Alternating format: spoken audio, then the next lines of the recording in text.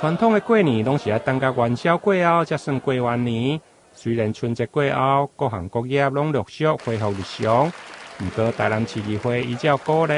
选伫农历正月13号日举行开工典礼，祈求新的一冬，所有议员服务处甲全体员工拢会用个正通人和。今年农民历的这个记载是伫初4，甲今仔13来开工是上好日子，咱就根据这个礼俗。特别伫议会呢，因为初4咱休困，所以紧伫今仔13来举办着开工的仪式，也希望遵照鼓励这个仪式呢，会当带予咱所有议会员工，甲着服务处所有议员的人员呢，拢会当伫一年中间平平安安、快快乐乐，也会当呢，互咱台南市政呢，会当平顺。